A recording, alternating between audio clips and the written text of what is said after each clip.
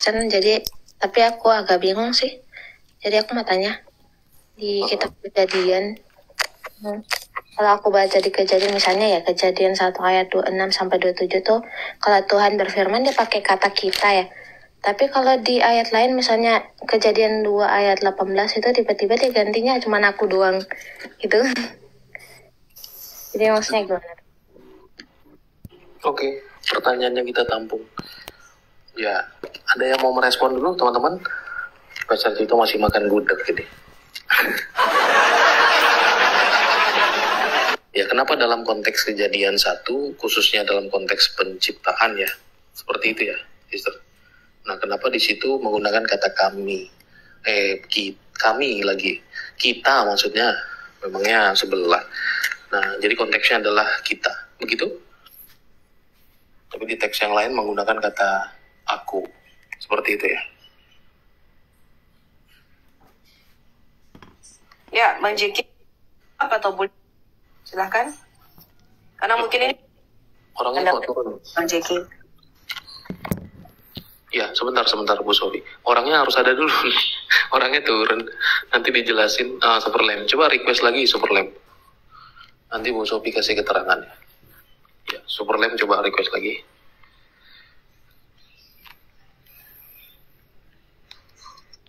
Iya, halo. Ya, terlempar tadi, sister. Oke, silakan. Bu Sofi mau jawab? Sedikit berbeda, ya. Kejadian 1:26 itu adalah sebagai bahasan. Jadi Musa itu menulis suatu sebut purba. Pada waktu Musa menulis kitab Taurat dan kitab para nabi, background mereka itu adalah apa yang kita sebut sebagai Ancient Near East atau Timur Dekat Purba. Mereka hidup pada satu masyarakat yang mungkin, ini bahasanya agak terlalu teologis ya, saya harap Ibu Superlam memahami. Mungkin kalau Anda yang sudah biasa mengikuti kelas pengajaran Al-Hayat, Anda nggak bingung karena Al-Hayat itu meletakkan doktrinnya pada doktrin kerajaan. Tapi bagi Anda yang tidak, mungkin Anda akan sedikit bingung nih. Ya. Ini Musa itu menggunakan satu bahasa kerajaan di situ, di Kejadian 1 ayat 26, bahwa Allah itu memperluas kerajaan sorganya ke bumi. Kata, sebelum saya menjelaskan, ya mungkin pandangan saya sedikit agak berbeda. Pada zaman Musa dan para nabi, kata yang digunakan di dalam kitab LAI sebagai gambar dan rupa, di situ ada kata, marilah kita menciptakan manusia menurut gambar dan rupa. Betul Ibu Superlam? Iya. Kata gambar di situ, bahasa Ibraninya adalah selem. Kata rupa adalah demut atau likeness atau kemiripan. Kata selem, kalau kita pelajari di dalam Alkitab Perjanjian Lama, itu artinya replika dari aslinya atau patung. Ibu bisa baca ini di dalam 1 Samuel 6 misalnya. Ketika tabut perjanjian itu direbut oleh orang Filistin, diletakkan pada kuil Dagon, lalu Tuhan mentulai 5 kota orang Filistin. Mereka mau mengembalikan tabut ini, memberikan upeti berupa borok-borokan dan tikus-tikusan dari emas. Ibu pernah baca cerita itu? Enggak. Aduh, ini agak susah. Kalau ngikuti Al-Hayat memang harus baca Kejadian sampai Wahyu sampai selesai nih. Enggak. Oke, saya kasih tahu aja ya. Nanti Ibu catat ya ayatnya ya. Nanti Ibu cek apakah perkataan saya benar apa enggak, ya. Enggak. Borok-borokan atau tikus-tikusan emas di dalam Alkitab itu digunakan kata selem, yang artinya mirip dengan tikus asli atau mirip dengan borok-borok asli. Karena waktu itu Allah menulahi 5 kota orang Filistin dengan borok-borok dan tikus. Sampai sini ngerti? Kata selem di dalam Alkitab kita itu artinya patung. Ketika Tuhan mengatakan marilah kita menjadikan manusia menurut selem dan demut, itu dia bicara dalam bahasa kerajaan yang artinya Allah itu memperluas kerajaannya di bumi. Pada zaman Musa dan para nabi, kalau seorang raja itu berperang dan dia mau memperluas daerah kerajaannya, maka raja itu akan membuat selem atau patung di mana patung ini mirip dengan dirinya dan sekaligus patung dewa sesembahannya, dan selem atau patungnya itu akan diletakkan di daerah jajahannya. Karena biasanya raja ini bertempat tinggalnya di ibu kota, maka selem ini akan dia tempatkan di daerah jajahannya, dan selem ini harus disujud sembah karena mewakili atau merepresentasikan ketidakhadiran raja tersebut secara fisik. Anda pernah baca Daniel 3, kisah Sadrak, Mesak, dan Abednego, Bu?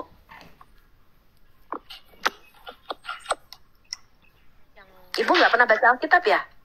Kalau yang itu aku enggak sih. Aduh, susah juga nih Bang Jeki. Saya jelasin nggak pernah baca Alkitab gimana ya? Ibu catat ya. Ibu Kristen bukan? Nah, cuman suka baca perjanjian baru. Kalau perjanjian lama agak ini sih. Lah itu. Ibu nggak akan mengerti perjanjian baru kenapa Yesus itu disebut gambar Allah atau Selem Elohim atau Imago Dei. Karena ibu nggak baca perjanjian lama. Ibu baca Daniel 3 ya. Kisah Sadrak Abednego yang dilemparkan dalam dapur perapian yang menyala-nyala. Ibu tahu kisah itu?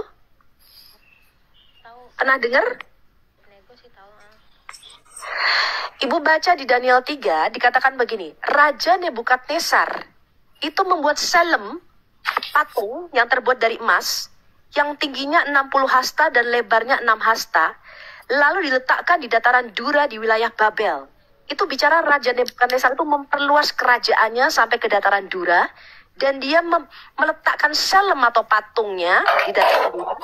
Kemudian dikatakan begini Bu, di dalam Daniel 3. Barang siapa yang tidak sujud menyembah kepada selem daripada Raja Nebukadnezar, itu akan dimasukkan dalam dapur perapian yang menyala-nyala. Ibu pernah dengar kisah itu? Enggak juga. Aduh, agak susah ini ya aku menjelaskannya ya.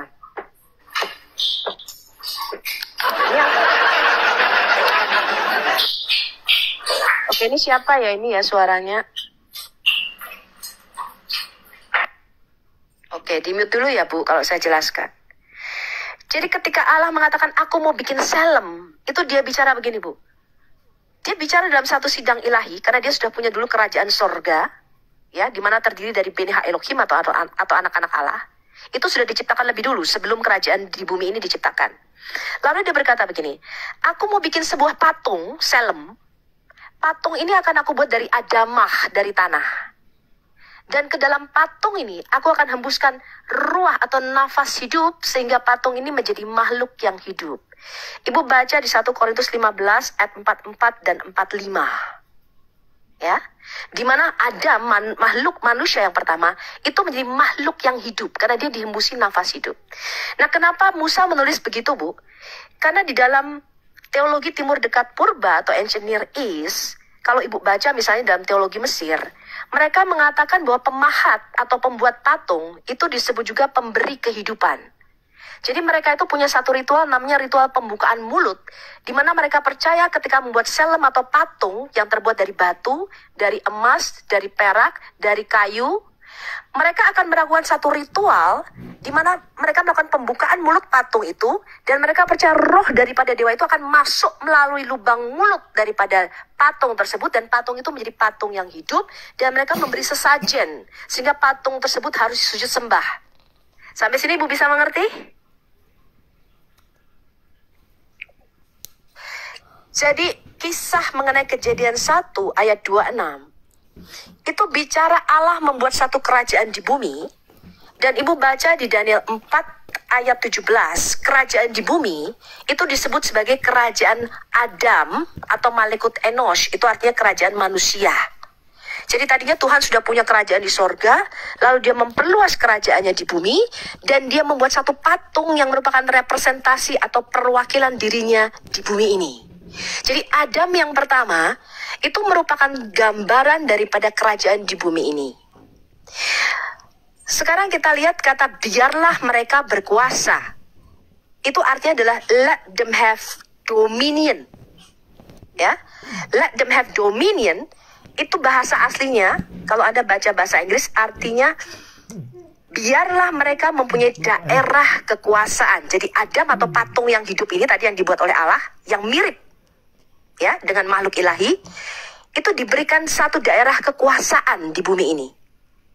Adam yang pertama ini daerah kekuasaannya ada di langit pertama. Dikatakan biarlah mereka berkuasa atas burung-burung di udara. Itu bicara langit pertama, atmosfer kita. Atas ikan-ikan di laut, itu bicara daerah laut. Dan isinya itu merupakan dominion daerah kekuasaan manusia. Lalu biarlah mereka berkuasa atas binatang melata dan seluruh binatang ternak dan atas seluruh muka bumi. Ini artinya daerah kekuasaan Adam itu ada di langit pertama, di laut, dan di bumi. Sampai sini ibu tahu. Artinya Adam itu dijadikan raja, dijadikan imam, dijadikan Tuhan atau penguasa atas seluruh bumi. Sampai sini ibu bisa menangkap? Iya, aku nangkap sih, cuman Iya, karena ibu tidak pernah baca Alkitab. Jadi untuk ibu bisa tahu ini harus baca Alkitab dulu, Bu. Nah, itu bahasa kerajaan. Salah satunya di Kejadian 1 ayat 26. Dan ada banyak lagi bahasa kerajaan yang dipakai di dalam Alkitab kita ketika Musa dan para nabi itu menulis Taurat dengan kitab para nabi. Nah, itu sih jawaban saya sih Bang Jeki. Mungkin Bang Jeki punya pandangan yang berbeda. Tapi kalau itu saya meletakkan doktrinnya memang pada doktrin kerajaan. Jadi Allah itu membuat satu kerajaan di bumi.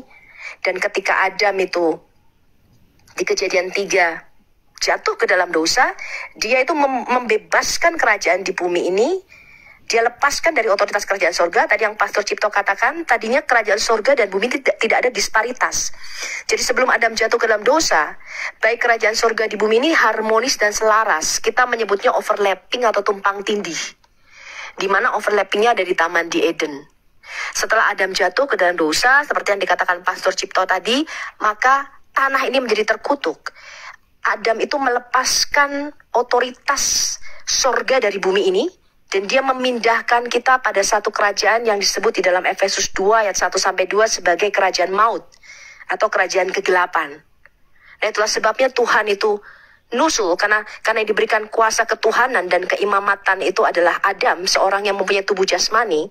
Maka Tuhan kita itu harus menjadi manusia yang punya jasad seperti kita, dijadikan sama seperti kita. Dan dia merebut kembali kuasa kerajaan Adam di bumi ini, keimamatan yang dihilangkan Adam, dia menjadi imam besar kita, dan ketuhanan atau kepenguasaan dominion kembali atas bumi ini, itu dikembalikan setelah Yesus nuzul menjadi manusia. Nah, saya rasa itu jawaban saya, Pastor. Luar biasa. Berarti kemanusiaan Kristus itu penting ya, Bu Sofia? Tadinya kita itu punya seorang perwakilan imam, yaitu Adam yang pertama. Ketika kita jatuh dalam dosa, maka Adam itu bisa datang menghadap Allah di Taman di Eden. Kerajaan ini jatuh, keimamatan Adam ini jatuh, ketuhanan dan dominan Adam ini jatuh. Adam memindahkan kita pada satu kerajaan yang kita sebut kerajaan maut. Makanya di Matius 4 dan Lukas 4, Yesus harus menjadi Adam yang kedua untuk merebut kembali keimamatan dan kuasa ketuhanan atas bumi ini. Betul. Itu sangat kita sepakat. Makanya jadilah kehendak Tuhan di bumi seperti di sorga, sebagai penggambaran bahwa sudah selaras. Ya, dia mengharmoniskan kembali otoritas sorga di bumi. Jadi Yesus itu mengembalikan kembali dominion kerajaan sorga di bumi ini melalui nuzulnya sebagai manusia.